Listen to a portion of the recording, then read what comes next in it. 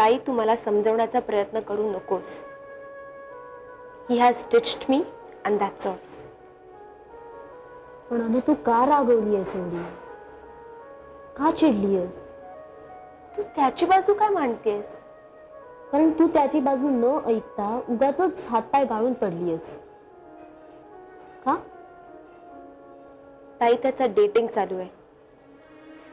एका मुलीला घेऊन तो पिक्चरला जातो, हॉटेलमध्ये जातो. सगळं व्यवस्थित चालू आहे त्याचं. किती दिवस? फार दिवस नाही. आणि किती पिक्चर पाहिले? एक तरी. माझ्याकडे आय विटनेस आहे. वीरू. वीरूनेच पाहिलं त्यांना. आणि हॉटेल तू पाहिलंस? अगं सिनेमा म्हटल्यावर हॉटेल आलंच नाही का? आणि तू काय त्याची वकील आहेस? मग तू काय इतकी रागवतेस? अनु तुझ्याशिवाय त्याच्या बऱ्याच मैत्रिणी असणार. तो हुशार आहे, श्रीमंत आहे, एलिजिबल बॅचलर आहे. तो प्रत्येक मुलीला त्याच्याशी मैत्री करावीशी वाटणारच. आणि मला मित्र नाही आहेत. मित्र, सिनेमा, हॉटेल हे मी करू शकत नाही. करू शकतेस ना. तू सगळं काही करू शकतेस. तुला पण भरपूर मित्र मिळतील. त्यांच्याबरोबर हॉटेलला जाऊ शकतेस, सिनेमा पाहू शकतेस. त्यानंतर होणारी तुझी बदनामी, तुला काय वाटतं याने प्रॉब्लेम सॉल्व्ह होणार आहे? प्रॉब्लेम चिघळेल अनु. एकंदरीत काय, जे काही चाललंय ते बरोबर चाललंय. निशांत आठवड्यातनं एकदा भेटतो ना, खूप झालं. असं म्हणून हळूहळू सगळं विसरायचं.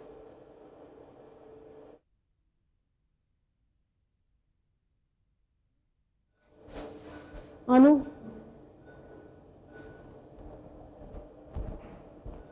अनु इतक्या दिवसाची मैत्री अशा एका सिनेमाने संपते? इतकी तकलादू आहे तुमची मैत्री? हे बघ अनु, भांडण तंटा न करता ती मुलगी कोण आहे, कुठली आहे, ती नक्कीच तुझी प्रतिस्पर्धी आहे की त्यांची अशीच मैत्री आहे, ह्याचा शोध लाव. अनु आत्ता जर तू त्याच्याशी भांडलीस ना, तर तुझ्या जवळ येण्यापेक्षा तो दुरावला जाईल. अगं असली माणसं 2 दिवस येतात आणि जातात. तू त्याची लाईफ पार्टनर आहेस हे जाणवून दे त्याला. थँक्स ताई. ताई हे मला का नाही सुचलं? कदाचित मध्ये मी त्या ट्रिपला गेले ना, म्हणून मला सुचलं असेल. आणि अनु जर्नलिझमचा कोर्स करायला लागल्यापासून प्रत्येक प्रॉब्लेम, प्रत्येक गोष्ट चारी बाजूनी बघायला शिकले मी. इमोशनल न होता त्रयस्थपणे प्रॉब्लेम सॉल्व्ह करायला शिकले. आणि अनु तू पारंपरिक चुका करू नकोस. तुमच्या दोघांमध्ये जर कोणी तिसरं आलं तर जवळच्या माणसाला न दुखावता तिसऱ्या माणसाचं जीणं मुश्किल कर. तुला जो त्रास होतोय तो तिला होऊ दे. Don't play fireball in your court. Let her suffer. चला आज पुरता एवढा डोस पुरे. Good night. सुनंदा, उगीच वेळ पांघरून पेडगावला जाऊ नकोस. हल्ली तब्येत बरी झालेली दिसते तुझी. मॅडम तुम्हाला काय म्हणायचंय मला खरंच काही कळत नाहीये. माझी तब्येत बरी आहे किंवा नाही याची सगळी कारणं तुमच्यापासून लपवून ठेवलेली नाही आहेत. निमकर सर कुठे आहेत? माहिती नाही, गेले असतील. ही काय उत्तरं झाली का सुनंदा? आता आणखीन मी काय करू तुझ्यासाठी? म्हणजे आज टीचर्स रूममध्ये ओझरती वेळ झाली होती. आम्ही एकटे असे कधीच. आता मी तुमची मुद्दामून भेट घडवून आणू का? हे बघ सुनंदा, तुझ्यापासून आता काही लपून राहिलेलं नाहीये, बरोबर? बरोबर आठवड्यापूर्वी मी आणि जया या विषयावर सविस्तर बोललोय. खूप स्पष्टपणाने मी एकमेकांशी बोललो. मी त्याला मुक्त केले.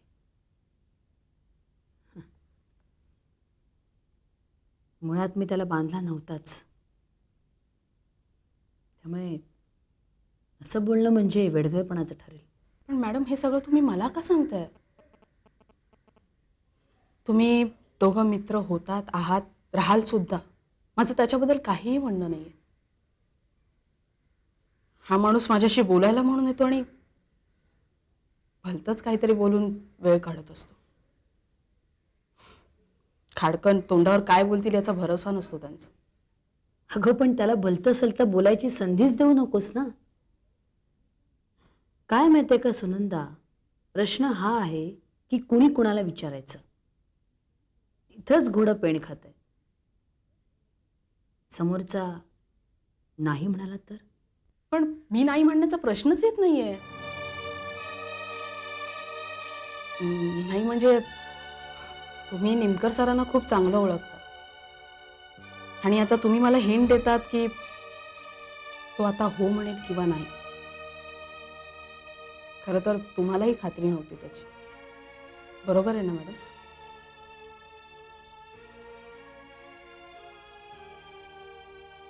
शरदनी मला विचारलं,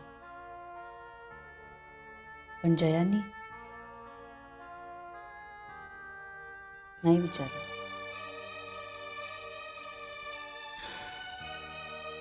शरदने जेव्हा मला विचारलं ना, तेव्हा त्याच्या पाठीमागे जया उभा होता. जयाला माझ्या डोळ्यात शरद दिसला. जयाची नशा उतरली, पण त्याच्या मनाची चलबिचल मात्र हळूहळू मला समजायला लागली. आम्ही आमच्यावर काही बंधनं घालून घेतली आणि ती कसोशीनं पाळली.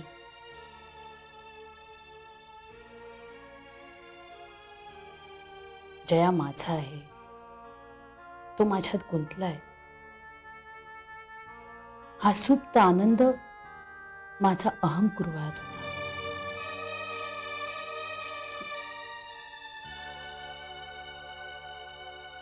मी त्याला मुक्त करण्यापेक्षा मी स्वतःला मुक्त करून घेतलंय.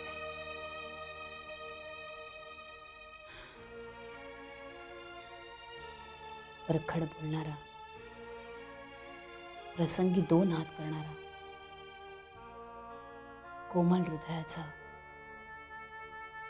नीतिमूल्य जपणारा असा जयानंदकर. त्याला सांभाळ.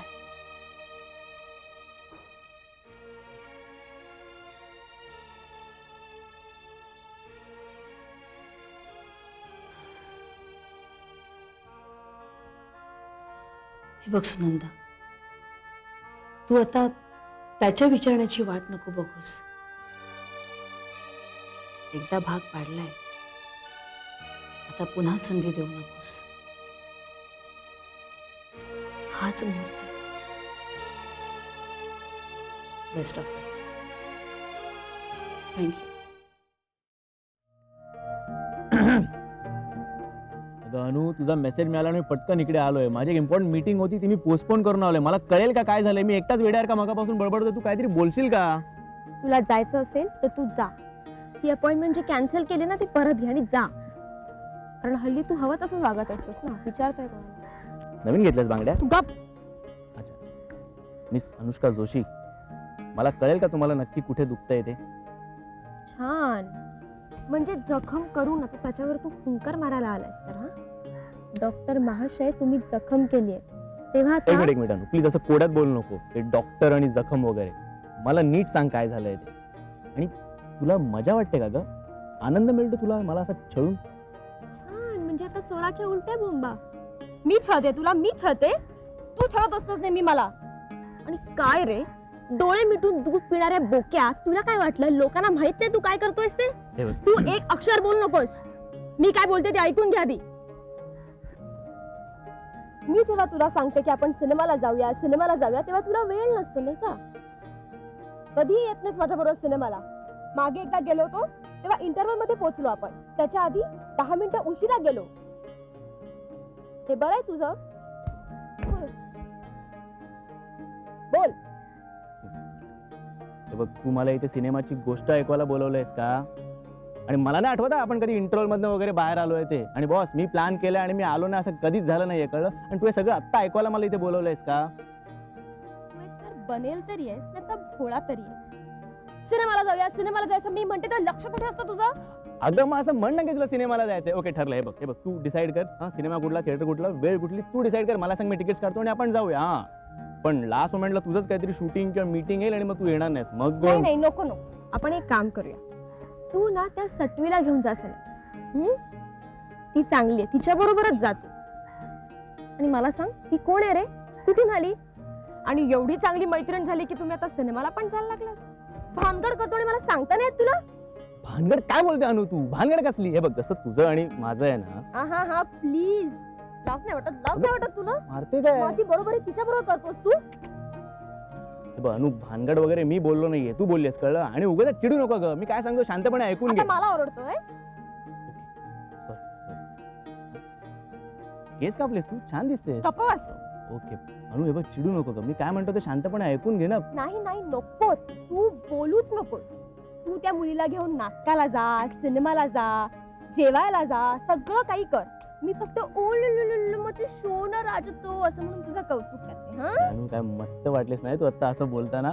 मी काय म्हणतो अनु, माझं शांतपणे तू एकदा ऐकून घे. सी, हात लावू नकोस. सोड नाही यार अनु, तू पण. हात लावू नकोस सांगितलं ना मी तुला. अनु बस काय यार तू. हात लावू नकोस मला. आणि मी काय सांगते ते नीट ऐकून घे. जर मला तू परत त्या मुलीबरोबर दिसलास ना तर याद राख. अरे अनु, अगं. अरे यार देवा, थोडीशी सद्बुद्धी दे रे बाबा हिला. अनु,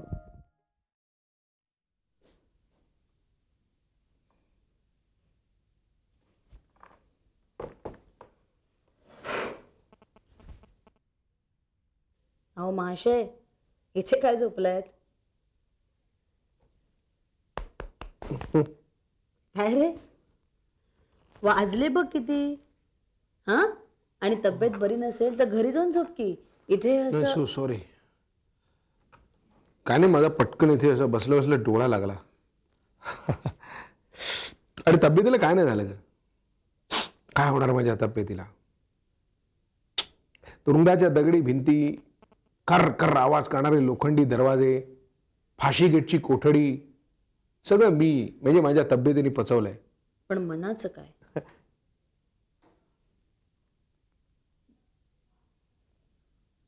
घरी जाऊन काय करणार? एकटेपणा सतावतो, हो ना?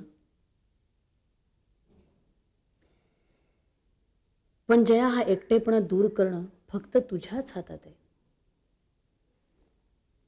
आता आणखीन कसली वाट बघतोयस तू? ती बिचारी सगळे देव पाण्यात घालून बसली. हर तऱ्हेने तिच्या भावना तुझ्यापर्यंत पोहोचवण्याचा ती प्रयत्न करते. इतके दिवस नाही थांबलो, मग आता काय घाई आहे? सांग ना. आणि तुझं आणि माझं बोलणं झाल्यानंतर तिची आणि माझी भेट अशी झालेलीच नाही. खरं सांगू, मला खरंच आता मनात न वाटतंय की तिला विचारावं. चला, म्हणजे काहीतरी प्रगती झालेली दिसते. चांगलं आहे. पण जया, मनातल्या मनात प्रेम करणं तर खूप झालं, पुरे कर.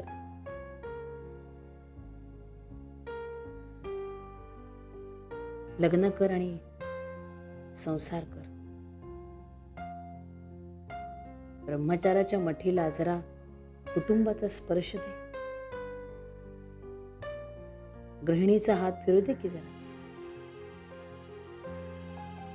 अरे अण्णांना विचार, सुनंदा आणि बंटी जेव्हा तुमच्या घरी राहायला आले होते ना, हे बघ, मी हे सगळं कथा कादंबऱ्यातनं वाचलंय ग. मला माहिती आहे सगळं. शिवाय तुमचा संसार, मन्ना काय तू काय, तुमचा संसार बघतो ना मी जवळ. कळतं मला सगळं. कळतं मला की आता माझी जबाबदारी वाढणार. माझ्याबरोबरच मला अजून एकाची किंवा कदाचित 2 जणांची जबाबदारी घ्यायला लागणार. कळतं का मला सगळं? पण मधनच भीती वाटते की मला हे सगळं झेपलं नाही तर, हे सगळं नाही जमलं तर उगाच एका आयुष्याची वाट लागायची. माझी लागली.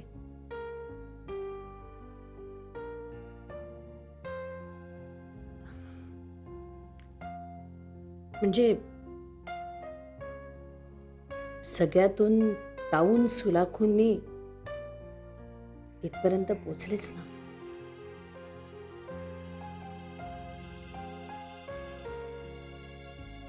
आणि ह्या सगळ्याला तू साक्षी आहेस.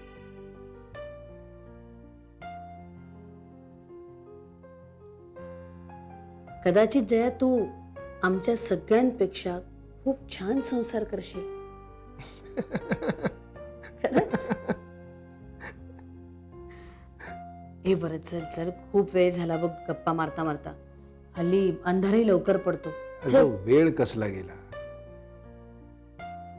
इतकी वर्ष गेली, की वर्ष गेली, आणि अंधाराचीच भीती वाटते मला हल्ली. खरंच अंधाराची, म्हणजे दिवस जातो व्यवस्थित, रात्र. आता मनावरचं मळप दूर कर. मनात भलते सलते विचार येऊच देऊ नकोस. भेट कशी घडेल याच्यापेक्षा मुद्दामून भेट घडवून आण जया.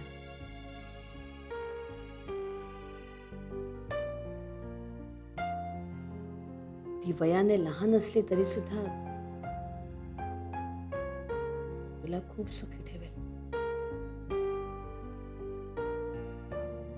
खूप भोगले बिचारे. तिला भरपूर सुख दे. हं?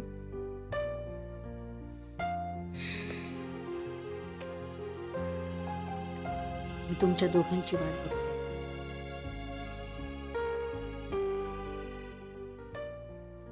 चल निघूया, खूप उशीर झालाय.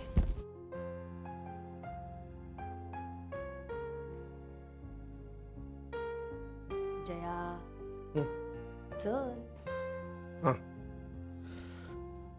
आलो आलो आलो.